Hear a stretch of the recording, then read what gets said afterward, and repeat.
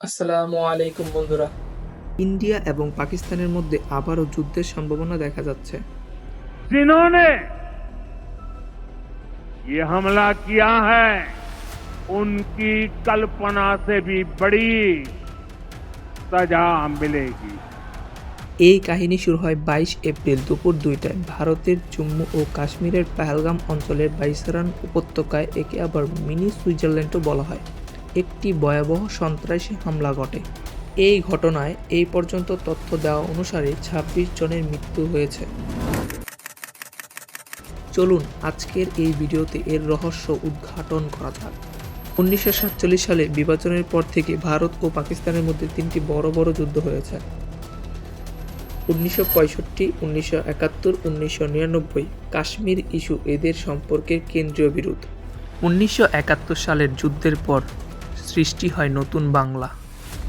সাম্প্রতিক উত্তেজনা শুরু হয় 2016 উরি হামলা, 2019 পুলওয়ামা হামলা আর এখন 2025 পহেলগাম হামলা।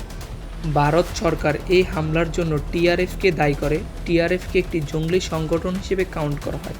এর ফুল মিনিং হচ্ছে দ্য রেসিস্ট্যান্স ফ্রন্ট। টিআরএফ প্রথমে হামলার দায় স্বীকার করলেও পরে সেই দাবি প্রত্যাহার করে। একে ভারতীয় গোয়েন্দাদের কারসাজি হিসেবে উল্লেখ করেছে। প্রথমে এটা সন্দেহবাচক হলেও পরবর্তীতে পাকিস্তান এটা পরিষ্কার করে দেয়, যেখানে পহেলগাম হামলায় যুক্ত ছিল বলে অভিযোগ করে। প্রমাণ হিসেবে তুলে ধরে পহেলগাম হামলায় টেলিগ্রামে ফাঁস হওয়া গোপন নথি। আক্রমণটি শুধু দ্বারা পরিচালিত হয়নি, এখানে ছিল রাজনৈতিক পরিকল্পনা, এই দাবি জানান পাকিস্তান। এইসব নিয়ে যখন ভারত এবং পাকিস্তানের মধ্যে উত্তেজনা চরমে পৌঁছায়, এই পরিপ্রেক্ষিতে ভারত বেশ কয়েকটি কঠোর পদক্ষেপ নিয়েছে, যার মধ্যে রয়েছে আটারি সীমান্ত বন্ধ করা, কূটনৈতিক কর্মীদের সংখ্যা কমিয়ে আনা, ভিসা নিষেধাজ্ঞা, পাশাপাশি 6 দশকেরও পুরনো সিন্ধু পানি চুক্তি বাস্তবায়ন স্থগিত করা। এরই পরিপ্রেক্ষিতে পাল্টা পদক্ষেপ নিয়েছে পাকিস্তান। আকাশসীমা এবং ওয়াগা সীমান্ত বন্ধের পাশাপাশি দ্বিপাক্ষিক বাণিজ্য স্থগিত করার ঘোষণা দিয়েছে পাকিস্তান। পাকিস্তানের প্রধানমন্ত্রী শাহবাজ শরীফ বলেন, ভারতের সিন্ধু পানি চুক্তি প্রত্যাখ্যান করা হলো। এই চুক্তি অনুযায়ী ভারতের যে কোনো প্রচেষ্টা যুদ্ধ ঘোষণার সমিল বলে বিবেচিত হবে। পাকিস্তান ভারতের সঙ্গে সিমলা চুক্তি সহ সব দ্বিপাক্ষিক চুক্তি স্থগিত করতে বাধ্য হয়। এখন অনেকের মনে প্রশ্ন আসতেই পারে, এই সিমলা চুক্তি এটা আবার কি?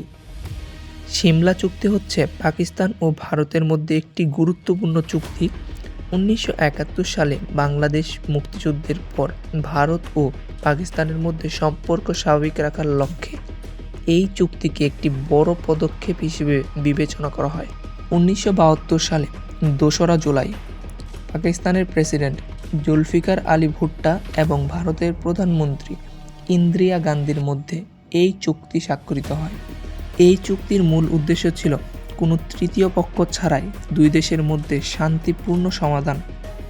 এখন কথা হচ্ছে, এই দুই দেশের মধ্যে ঝামেলা হলে বরাবরের মতোই সাধারণ মানুষরাই বারবার ক্ষতিগ্রস্ত হয়। দুই দেশের নিয়ন্ত্রণ রেখা বরাবর প্রতিনিয়ত গুলিবর্ষণ হচ্ছে। এ নিয়ে নিয়ন্ত্রণ রেখার খুব কাছাকাছি যারা বসবাস করে তাদের মধ্যে একটি আতঙ্ক সৃষ্টি হয়েছে। তাদেরই একজন পীরজাদা সৈয়দ, তিনি বলেন, সীমান্তের গোলাগুলি পরিণতি আমরা ইতিমধ্যে দেখেছি। জীবনহানি হয়েছে, অতীতে কৃষিকাজের অভাবে মানুষ অনাহারে মারা গেছে। এখন মনে প্রশ্ন আসতেই পারে, কি হবে এই দুই দেশের পরিণতি, আর কী বা হবে এই নিরীহ মানুষগুলোর? ইতিমধ্যে আন্তর্জাতিক সম্প্রদায় ভারত ও পাকিস্তানকে সংযত হওয়ার আহ্বান জানিয়েছে।